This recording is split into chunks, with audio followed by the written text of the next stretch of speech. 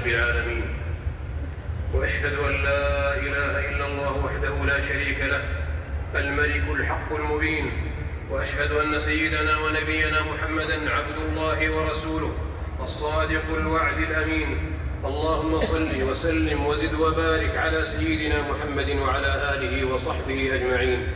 أما بعد، فاتقوا الله عباد الله، واستمسكوا بالعروة الوثقى، واعلموا أن في الابتلاء اصطفاء وتمييزا واجتباء. قال الله عز وجل وهو أصدق القائلين: ولا تحسبن الذين قتلوا في سبيل الله أمواتا بل أحياء عند ربهم يرزقون فرحين بما آتاهم الله من فضله ويستبشرون بالذين لم يلحقوا بهم من خلفهم ألا خوف عليهم ولا هم يحزنون يستبشرون بنعمة من الله وفضل وأن الله لا يضيع أجر المؤمنين الذين استجابوا في أموالكم وأنفسكم ولتسمعن من الذين أوتوا الكتاب من قبلكم ومن الذين أشركوا أذى كثيرا وإن تصبروا وتتقوا فإن ذلك من عزم الأمور.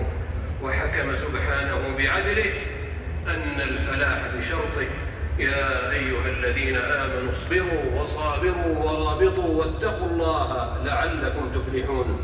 وتمت كلمة ربكم صدقا يورث اليقين، وعدلا يحكم بالثبات على الحق إلى يوم الدين. فقال سبحانه: سبحان الذي أسرى بعبده ليلا من المسجد الحرام إلى المسجد الأقصى الذي باركنا حوله لنريه من آياتنا إنه هو السميع البصير. واعلموا عباد الله أن أعجز الناس من الذين آمنوا صلوا عليه وسلموا تسليما. اللهم اجعل شرائف صلواتك ونوامي بركاتك ورأفة تحننك على عبدك ورسولك سيدنا محمد. وارض اللهم عن الصديق والفاروق وعن ذي النورين وأبي السبطين، اللهم وعن البضعة الشريفة وخديجة الكبرى، اللهم وعن حبيبة سيد المرسلين وسائر أمهات المؤمنين وبقية العشرة والعترة وأهل بدر وأحد والذين بايعوا نبيك تحت الشجرة، اللهم وعن المهاجرين والأنصار وسائر الصحابة الأخيار والتابعين بإحسان إلى يوم القرار، وعنا معهم يا رحيم يا غفار.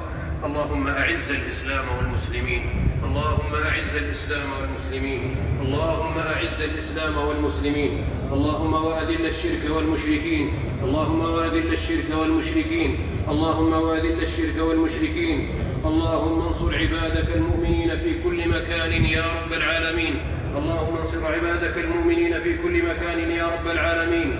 اللهم عليك بكفرة أهل الكتاب والمشركين الذين يقاتلون أولياءك ويصدون عن سبيلك ويكذبون رسلك، اللهم أنزل عليهم رجزك وعذابك إله الحق يا قوي يا عزيز.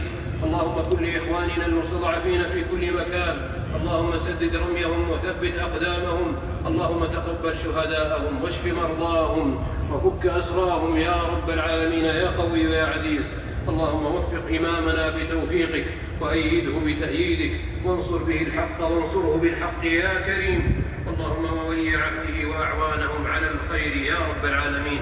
عباد الله، إن الله يأمر بالعدل والإحسان وإيتاء ذي القربى وينهى عن الفحشاء والمنكر والبغي يعظكم لعلكم تذكرون. فاذكروا الله يذكركم واشكروه على نعمه يزدكم ولذكر الله أكبر والله يعلم ما تصنعون.